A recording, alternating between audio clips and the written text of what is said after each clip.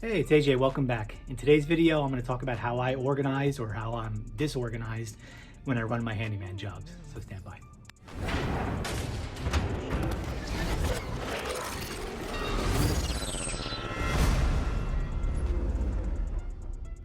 All right, so starting off, you're looking at my garage. This is kind of my base of operations. I run everything pretty much out of my garage. If you see me make some videos, you see me in the back corner there kind of making some videos. But I'll walk you around a little bit about what I have, how it's laid out, how it's changing over time, and then how I utilize my truck in concert with these things. All right, so this is my basic layout. I try to keep most of my tools and stuff that I need kind of right in the front here, and then I kind of go all the way into the back there. A little side note, all of this stuff is added to my my home office, if you will, for tax purposes, so you can calculate out the square footage for that.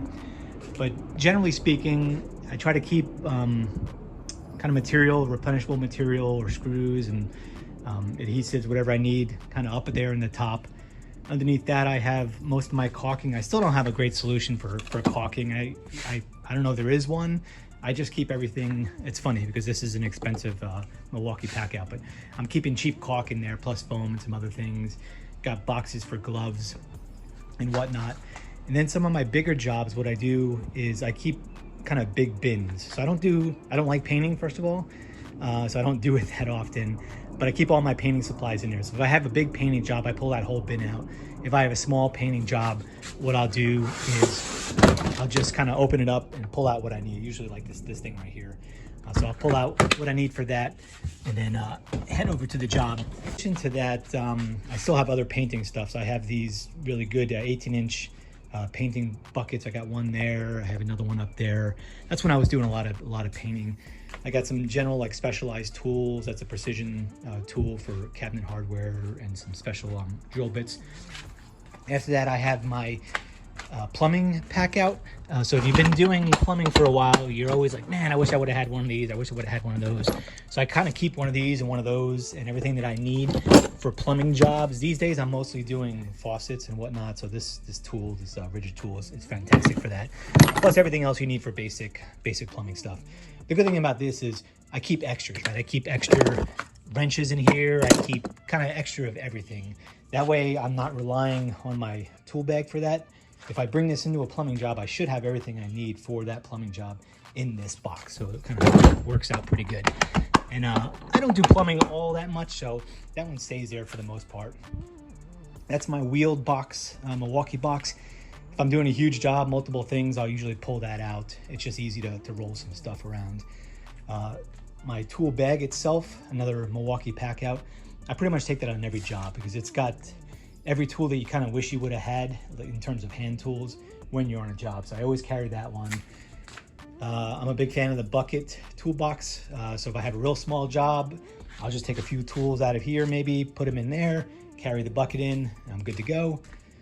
In terms of brands, I am a Flex guy. So that's my cordless Flex vacuum. I have a concrete job bucket. So anything I'm doing with concrete, I just grab that bucket. Got a couple of miscellaneous tools. That's just a Metabo nail gun, 18-inch or 18. You know what I mean, the 18 gun. Then I have kind of a charging station over here. A couple of what ifs kind of things. I have a couple other pack outs that I bought a lot of pack outs when it went on sale. I'm not actually using that one. This one I use all the time. These are my screws and my hardware. Going into the rest of the garage, it's kind of some deep storage. I like Festool stuff, and I was planning to kit out with a lot of Festool stuff. So that's my vacuum system, plus the track saw and the sander. I got jigsaws over there. I got a drill hanging up in the wall. But since I've gotten the Flex, I don't use this stuff very much. And then I have a bunch of, like every guy, I have extra tools. All right, so there's not much to see on the inside.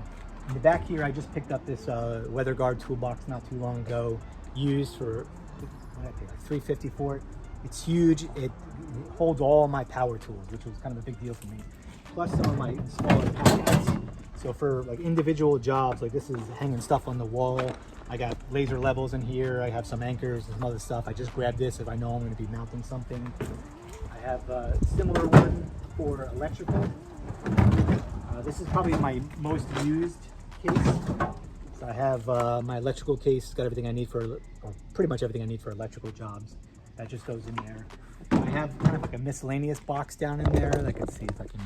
I have another kind of miscellaneous box. It has specialty tools that I'll need every once in a while. I always keep a belt in here. Some of the most useful caulking kind of products that I'll need with a caulk gun, level, drill bits. I used to bring these. I used to forget these all the time. So now I basically just, you can see, I consolidated a bunch of my drill bits into what I just call my primary kit. And I have backup stuff down there, but primarily I use this, plus this small little ratchet set. If you don't have one of these, get one of these. You need one of these. And then just drill bits. And then on the other side is where all my power tools are. So I keep the power tools in here, but not the batteries. And I got a couple clamps and whatnot. Oh, here's another tip. Oh, sorry, I probably had the camera off to the wrong spot, but I keep clamps and whatnot in there. This is a little flexible bucket. Man, get one of these. I guess they're called like rubber flexible buckets or fishing bucket. I saw these when I was in Japan. I use these all the time. Great little have, and you can just kind of crumple them up and put them somewhere. So if you're doing plumbing work or anything else, you probably need one of these. But then all my other tools, all my other power tools, everything is in here. Got my Sawzall, got my multi-tool, got my saw, a couple impact drivers, a little bit of everything. So all the tools stay in here all the time now. And then I just go back into the garage and grab the battery packs as I need them. And then whatever job I'm doing, like today, I am doing a little bit of landscaping stuff. So I got to put down some rubber mats.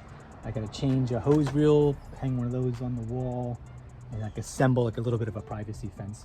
So I'll just throw in whatever I need. I went to the store yesterday, picked up all the stuff I need, went into the backyard, grabbed these things that I don't use that often, and that's it. And that's pretty much the setup. I come home, I leave all this stuff in here now, put those back in there, empty out whatever's in the bed, throw the wood in the wood pile there, and then call it a day. So anyway, hopefully that makes a little sense to you guys if you're kind of curious how I do it. It's not saying it's the right way, it's just the way that I do it. But anyway, hope you enjoy, and I'll catch you on the next one. Bye.